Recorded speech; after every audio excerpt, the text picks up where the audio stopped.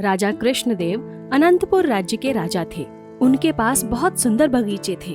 उनमें से एक बगीचा जिसमें एक पेड़ पर सुनहरे सेब लगते थे, राजा को सबसे प्रिय था।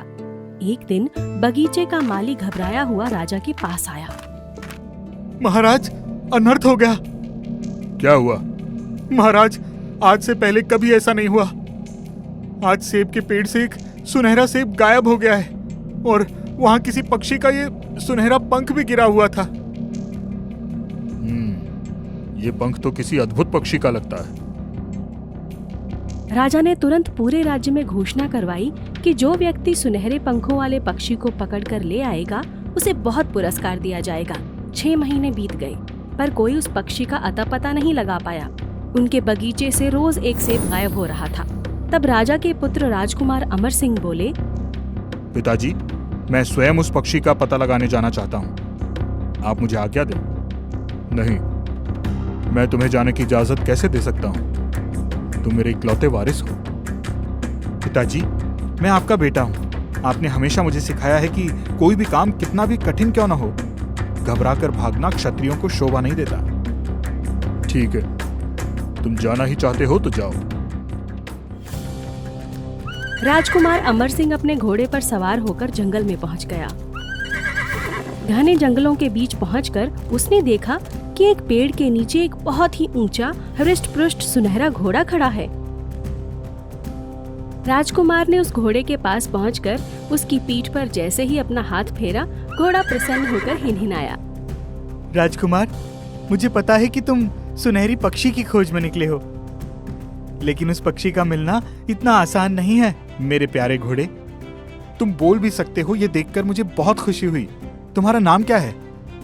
मेरा मालिक मुझे बादल बुलाया करता था, पर अब मैं उसके अत्याचारों से थककर भाग आया हूँ।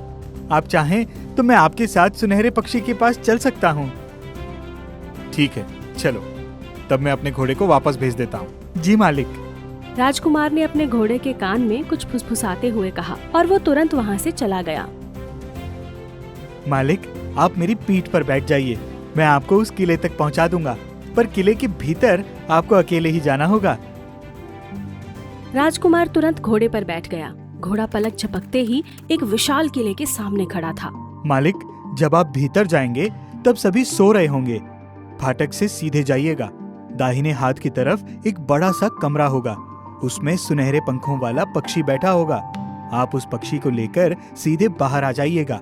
उसी कमरे में एक सोने का पिंजरा भी होगा, उसको हाथ भी मत लगाइएगा। राजकुमार अंदर चला गया।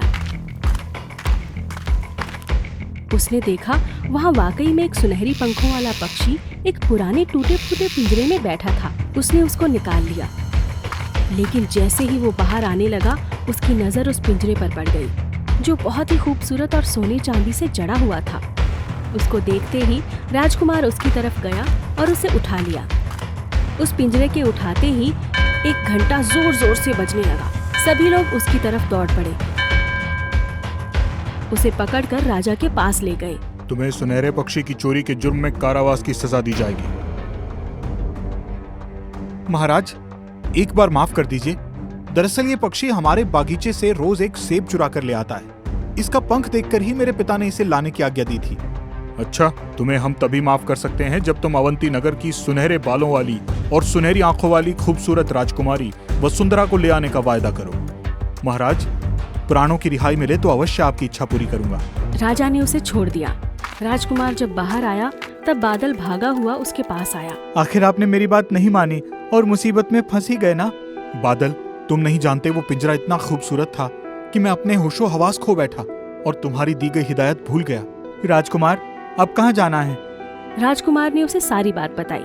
आइए, मेरी पीठ पर सवार हो जाइए, मैं आपको अवंती नगर ले चलता हूँ, पर स्वर्ण महल के भीतर आपको अकेले ही जाना होगा। राजकुमार घोड़े पर सवार होकर अवंती नगर पहुँच गया। राजकुमार, राजकुमारी वसुंधरा स्वर्ण महल के पीछे स्थित नदी के तट पर नहाने आएगी। आप उनको देखते ही उनका हाथ पकड़ लीजिएगा, वो तुरंत आपके साथ आने को तैयार हो जाएगी। मैं उसे लेकर आता हूँ, तुम मेरी प्रतीक्षा करो दोस्त। वो कितना भी कहे कि मुझे एक बार महल में जाने दो, मगर उसे जाने मत दीजिएगा। राजकुमार स्वर्ण महल के पीछे जाकर नदी के तट पर बैठ गया। राजकुमारी को देखते ही वो उस पर मुग्ध हो गया। जैसे ही वो उसके नजदीक पहुंचा, उसने उसका हाथ पकड़कर कहा, वसुंधरा, मेरे साथ चलो। मैं तुम्हारे साथ चलने के लिए तैयार हूँ, पर एक बार अपने माता पिता से मिलना चाहती हूँ। नहीं नहीं, तुम्हें अभी चलना होगा। राजकुमारी रोने लगी। आंसू ढलक कर उसके खूबसूरत गालों को भिगो रहे थे। उसे देखते ही राजकुमार का मन पिघल गया। राजकुमारी को मैं कभी उस राजा के पास नहीं जाने दूंगा।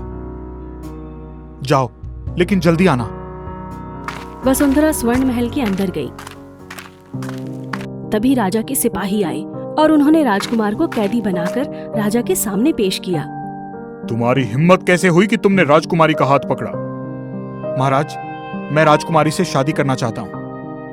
हमारे स्वर्ण महल के पीछे जो नदी है, 8 दिन के भीतर उस पर अगर एक पुल बना दो तो मैं तुम्हारे साथ राजकुमारी का विवाह करने को तैयार हूं। 8 दिन तो बहुत कम है महाराज। इस काम के लिए इतना समय ही दिया जाएगा, वरना तुम्हें कैद कर लिया जाएगा। ठीक है, मैं पूरी कोशिश करूंगा। राजकुमार मुंह लटकाकर महल के बाहर आ गया। तभी सुनहरी घोड़ा बादल उसके पास आया। राजकुमार, आपने इस बार भी मेरी बात अनसुनी कर दी। अब मैं आपकी कोई मदद नहीं कर सकता। एक बार, सिर्फ एक बार मुझे माफ कर दो मेरे दोस्त। मैं वसुंधरा से बहुत प्रेम करता हूँ। मैं उसके बिना नहीं रह सकता। लेकिन बादल ने राजकुमार की बात नहीं मानी और वो चला गया। राजकुमार अकेले ही नदी के किनारे जाकर पुल बनाने के लिए कोशिश करने लगा। 7 दिन बीत गए।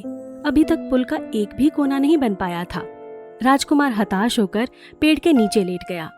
थकावट की वजह से उसे नींद आ गई। थोड़ी देर बाद जब उसकी आंख खुली तो उसने देखा बादल उसके पास खड़ा था और नदी के ऊपर पुल बनकर तैयार था। ओह मेरे दोस्त बादल, तुमने मुझे बचा लिया। अब निश्चित ही राजकुमारी वसुंधरा मुझे मिल जाएगी। राजकुमार, जाइए, अब राजकुमारी को अपने साथ लेकर आइए। आपको अभी सुनहरे पक्षी को भी लाना है। राजकुमार तुरंत स्वर्ण महल में गया।